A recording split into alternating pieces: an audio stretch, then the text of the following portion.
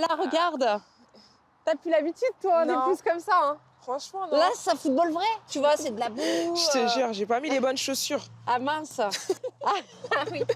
On est dans, genre, ça va parler que aux anciennes générations. Je suis sûre que toi, tu connais pas. Fan 2. Vous connaissez ou pas Fan 2? Bah en fait, Je connais pas. c'était Séverine Ferrer qui allait avec une personnalité, tu vois, une chanteuse ou un chanteur, et ils allaient voir des fans. Ok. Bah là, c'est ce qu'on va faire en fait. On va aller voir donc la section U15 de Fontenay-le-Fleury. Il y a Erwan Ali qui est le coach de cette section qui va nous accueillir. On va essayer de participer ou pas. Ouais, on va essayer. On n'a pas pris les bonnes chaussures. Non, c'est ça le problème. Non, bah mince alors. Oups, j'ai oublié mes crampons.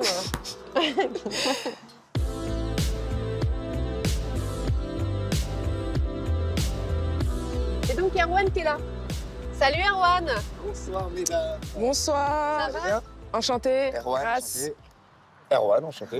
Salut. Enchanté Erwan. Ça va? Le coach du coup. Le coach et le responsable de la section féminine. Bah super. Voilà. Donc là, elles sont pas au courant. Elles sont pas au courant. Alors, elles sont au courant de l'avenue de Béine, Ok. mais elles sont pas au courant de l'avenue de Grasse. Alors oui, parce que faut juste rappeler cette information. Pourquoi est-ce qu'on vient à Fontenay-le-Fleury?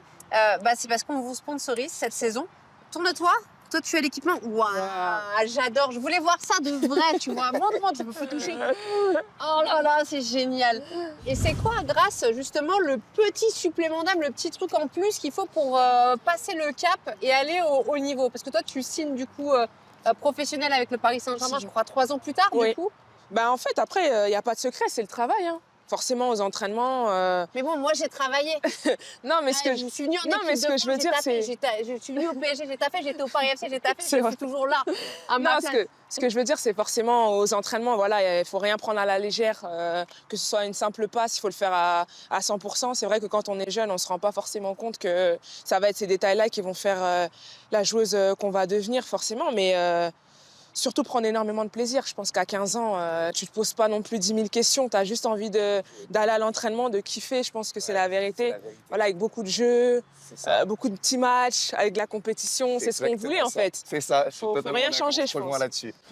Bonsoir les filles. Donc aujourd'hui, on a décidé de ramener une énorme surprise. Donc je vous demande justement quand elle arrive de faire un tonnerre d'applaudissements, s'il vous plaît. C'est bon? On est bon? Allez. Bonjour, c'est moi la surprise. Oh, plus fort. Elle a dit c'est qui? Je t'ai vu. Elle a dit c'est qui? Elle a dit c'est qui? Non, c'est pas moi la surprise. C'est pas moi. Attendez, je vous la ramène la surprise. Viens, Là, viens. faites du bruit. Surprise. Ouais.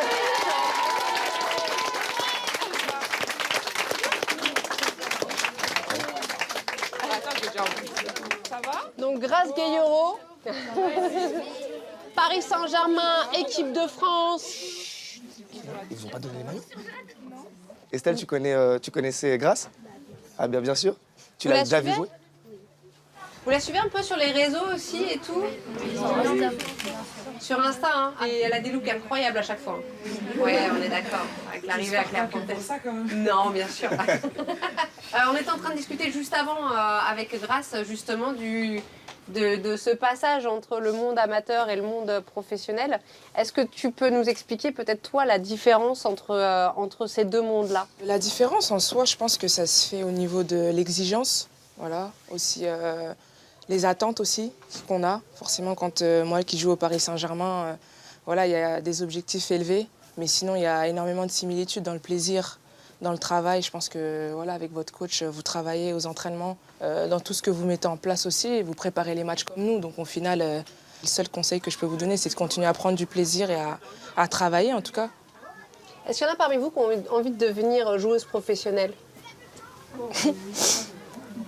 Ah ouais, avec ça? Timide, personne. C'est timide, c'est timide. Pourquoi tu veux devenir joueuse pro? Parce que le foot, ça me plaît et j'ai envie de continuer dedans. Ok. T'as commencé à quel âge? Il y a 2 ans. Il y a 2 ans, et là t'as quel âge maintenant? J'ai 12 ans. 12 ans. Qu'avec les filles t'as commencé? Oui. Tout le monde a commencé qu'avec les filles? Non. Avec les garçons, toi? J'ai commencé à jouer en quartier. Et après, tout le monde me disait, il y a un club de Fontenay si tu veux inscrire. Et après, je suis inscrite. Ok.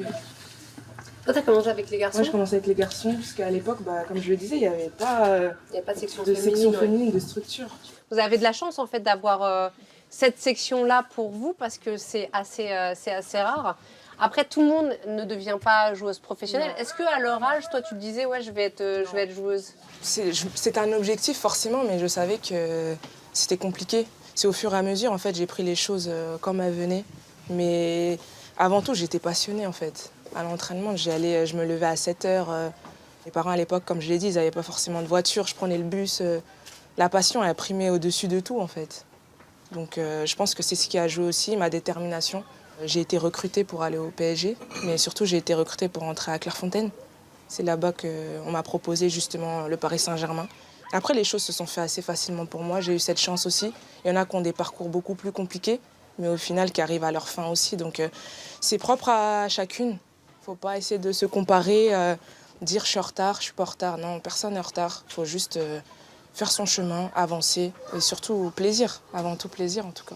Vous êtes contente ou pas qu'elle soit là? Oui. Allez, on y va, on va à l'entraînement. Les 18, sortez s'il vous plaît, les 15, vous restez.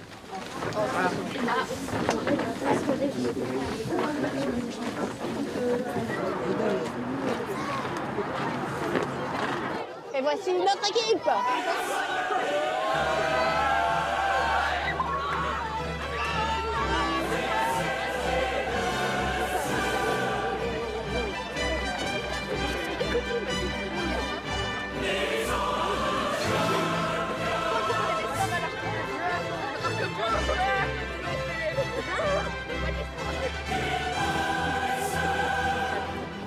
Alors, il y a un sujet.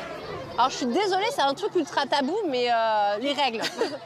Non, mais c'est vrai que ça, en fait, plus j'avance, tu vois, en découvrant le monde amateur et la pratique féminine, et plus je me rends compte à quel point c'est tabou, en fait, les menstruations, les règles dans le sport, et qu'il y a beaucoup de petites filles qui s'autocensurent, donc qui viennent plus, qui loupent des entraînements, mais qui disent pas forcément pourquoi. Ouais, c'est sûr. En réalité, je pense qu'aujourd'hui, il faut que ça soit mis en place. Mais je pense que si une petite vient et te dit qu'elle a mal au ventre, je pense que tu peux vite le comprendre aussi. Tu ne peux pas forcément essayer de lui tirer les verres du nez. Tu vois, là, tu la dispenses ce jour-là et puis tu comprends, en fait. Ça doit être normal, en fait, de se dire, si tu les as, de ne pas t'entraîner, en fait. Parce que ça fait partie du corps humain, ça fait partie de la femme. Est-ce que dans la cellule performance du Paris Saint-Germain, je ne sais pas, peut-être que tu n'es pas... Est-ce que ce sont des données qui sont prises en compte aujourd'hui? C'est vrai qu'aujourd'hui, nous, on a une personne qui s'appelle Pauline, justement, qui est dans la cellule performance, qui est une femme aussi, avec qui on peut échanger par rapport à ça, au fait que peut-être si on a nos règles à cette période-là, peut-être qu'on va être un peu moins performante. Pourquoi? Comment le mettre en place? Donc je pense qu'elle est aussi en train d'étudier aussi par rapport à l'évolution de ce sujet-là, qui est un sujet aussi très récent, en fait. Parce qu'au final, avant, les filles, elles n'en parlaient pas du tout. Mais non, parce que du coup, tabou. Tabou, ouais. Voilà. Alors qu'aujourd'hui, je pense que c'est un peu plus facile d'en parler, je trouve, aujourd'hui. Mais en tout cas, il faut pas hésiter. Si on a des petites filles qui regardent là, n'hésitez pas en fait à vous confier, à en parler, parce que finalement, c'est rien de particulier, c'est pas compliqué, et que il y a des gens pour vous expliquer. Exactement. Il ne faut pas que ça vous empêche de faire du sport. Non, faut pas. Bon, on va faire du foot ou pas? Moi, je joue pas. Moi, j'ai mes belles baskets, je joue pas.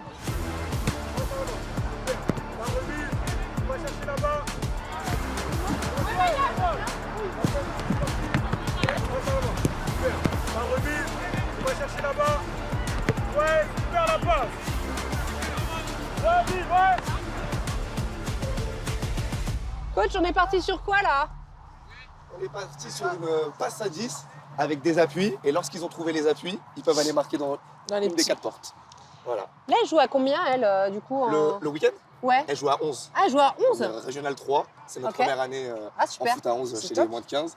C'était une volonté de notre part de commencer à basculer rapidement sur le foot à 11, puisqu'on voit que chez les garçons, des U14, voire même des U13, ils commencent à jouer au foot à 11. Donc nous aussi, pour essayer de rattraper ce retard qu'on a chez les filles, d'essayer de leur faire commencer le foot à 11 dès le plus jeune âge. Et toi, quand tu les entraînes, tu te dis quoi dans ta tête? Tu veux leur apporter quoi? Est-ce que tu penses tout de suite à faire un projet Grace Guillaureau? Non. Ou tu es sur une autre approche? Je suis sur une autre approche totale. Moi, avant tout, c'est que déjà, elles grandissent en tant que jeunes femmes, qu'elles grandissent bien avec de réelles valeurs. Et ensuite, si le football, elles peuvent en faire leur métier, ce sera un plus, ce sera un rêve qu'elles pourront réaliser. Mais en aucun cas, moi, il y a un objectif de vouloir, que ce soit chez les filles ou les garçons dans le club, on n'est pas dans un objectif de faire le projet Mbappé, comme on l'appelle maintenant. Pas du tout. Mais est-ce que quand tu es aux entraînements, tu arrives à voir s'il y en a une qui sort un peu du lot ou pas? Ouais.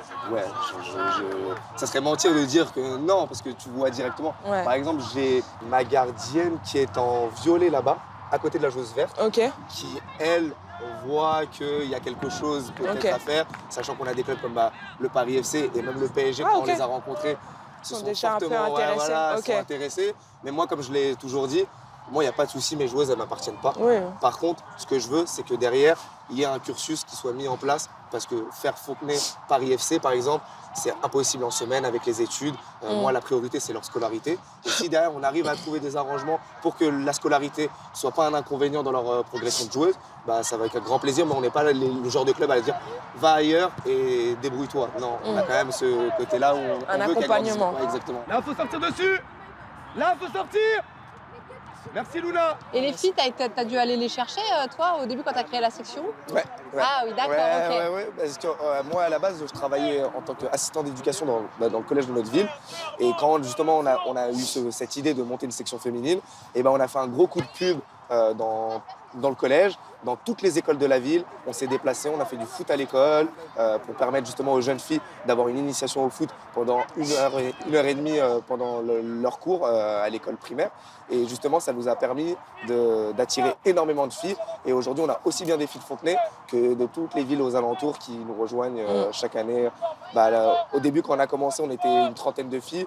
Aujourd'hui, on arrive quasiment à 75-80 filles sur les 4 catégories. Ah waouh. Donc, c'est quand même un pari oui, gagné. C'est top. Et l'année prochaine, on ouvre une senior féminine, justement parce qu'on veut être structuré aussi bien que chez les garçons.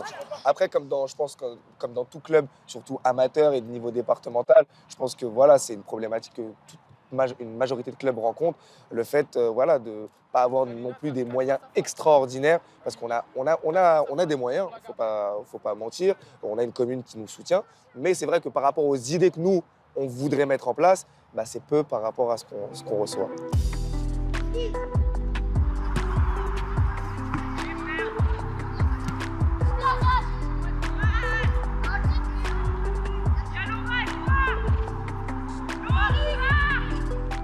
On sait pas, hein, peut-être qu'il y a la prochaine Grace Gayoro dans le lot. Hein. On sait pas. Hein. Mais est-ce qu'à cet âge-là, on peut déjà savoir? Ça peut un peu se voir quand même. Après, c'est vrai que tu peux tellement évoluer en une saison, en 2 saisons, que ça peut aller très vite. Ouais, il y a des déclics ou pas ou Moi, je pense que mon déclic, il s'est fait quand je suis rentrée à Clairefontaine. Hein. Parce que c'est à partir de ce moment-là où je me suis dit, ouais, je peux être pro en fait. C'est possible. C'est le Centre national du football français, quoi. Donc quand je suis rentrée là, je me suis dit, ouais, je pense que là, je suis sur la bonne voie pour être pro, quoi. Parce que moi, j'étais à Clairefontaine et j'ai pas eu le déclic. Ah, t'as fait Clairefontaine? Quand je suis venue vous voir. Oui. Coach, ça pourrait t'intéresser un jour? Je sais pas, je vais pas dire non parce que on sait jamais, mais je sais pas. À voir. Toi, tu sais déjà la suite, dirigeante, hein. Présidente de la Fédération française de football. Non, c'est non. pas mal ça. Ça serait pas mal, mais oui. comme quoi. Si t'as besoin d'une secrétaire générale, je suis là. Ah, dommage. Allez, c'est pas grave, Maïwen, c'est rien. Silence, hein. Ouais.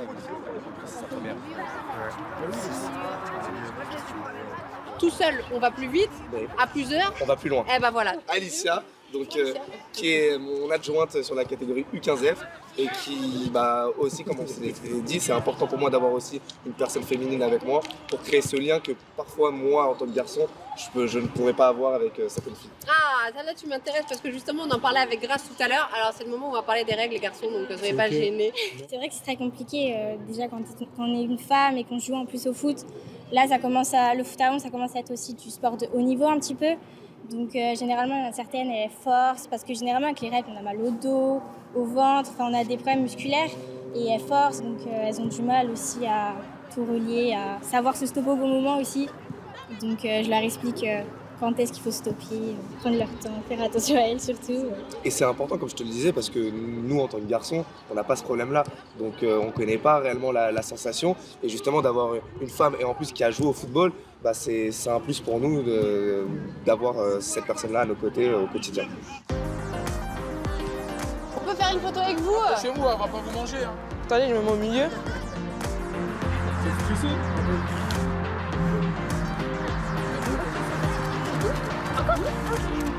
Faire une photo moi aussi? Oui, ah oui, quand même. Ouais, je sais pas si je vais réussir à me baisser.